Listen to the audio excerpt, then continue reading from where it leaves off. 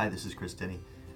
I make a lot of videos off the cuff, product videos or things for projects if I'm on site somewhere, or maybe a quick interview. And I always recommend that anybody who is doing any kind of marketing or promotion should use videos more. And so that's what this video is about: how to make product videos or off-the-cuff videos with your phone and minimal equipment. So there are 5 things.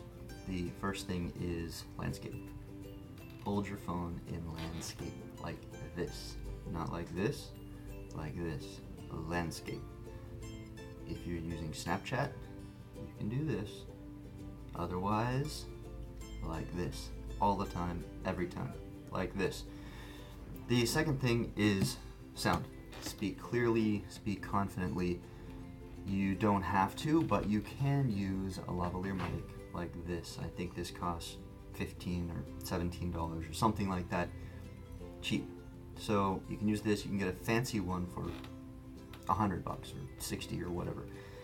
I don't always use it, and I certainly don't let it hold me back from making a video if there's an opportunity to make a video. But I keep it around me just in case there's a lot of wind and I have to do something outside. I use it if I have it, like now. Or if I'm in a noisy environment, I can make sure that the sound is directed to my voice. I might even hold it in front of me if it's particularly noisy. The third thing is lighting. The main rule here is to make sure you face the light source. And I actually have a little light clipped to my camera. I'll show it to you, but my mount isn't very sturdy. So this is the light that I have. I think it was $10 or something, but you can see it really makes a difference. That's without the light, and then I put it back on. It just clips right to the phone. And then, so I've got this light source. You don't have to have it, but it's a really inexpensive way to make sure you have decent lighting. And at least as important is make sure there's no strong light source behind you. So I closed the blinds in my office before I started making this video. It can make you look really washed out and just dark across your face. People can't see you right.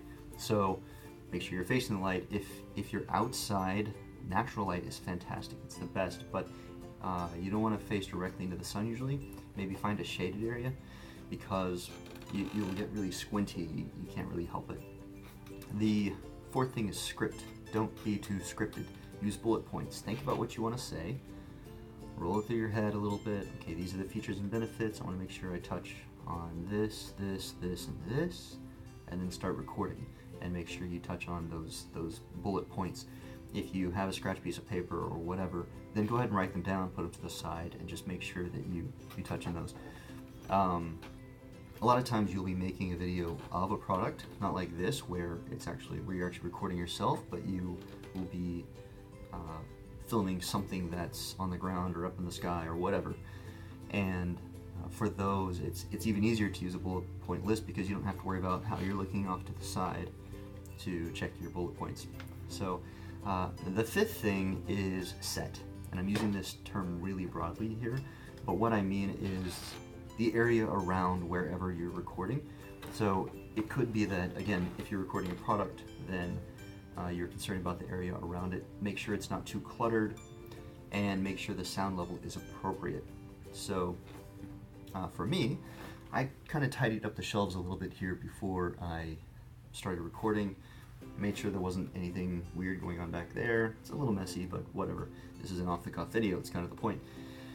For sure, make sure there's not something like immediately behind you that might look awkward. For instance, maybe a broom, is standing up behind you and it looks like there's a pole coming out of your head.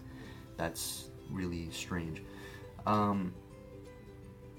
Noise level needs to be appropriate. Let's say you are recording something on a manufacturing floor and there are saws going on. I say appropriate because people reasonably expect some level of noise going on in that environment. Ideally they can stop the saw for a minute or whatever, but you don't always have that luxury. So just go ahead and record. A lavalier mic will help a lot with the sound and making sure that people can hear your voice. But it's okay if there's a little bit of sound in some instances.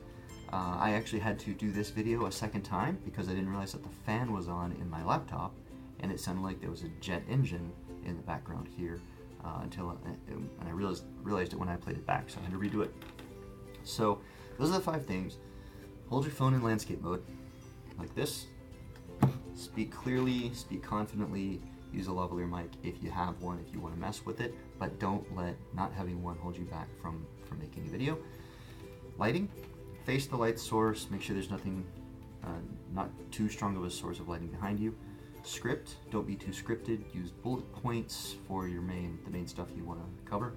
And set, make sure things are generally clean, and make sure the noise level is appropriate for what you're doing.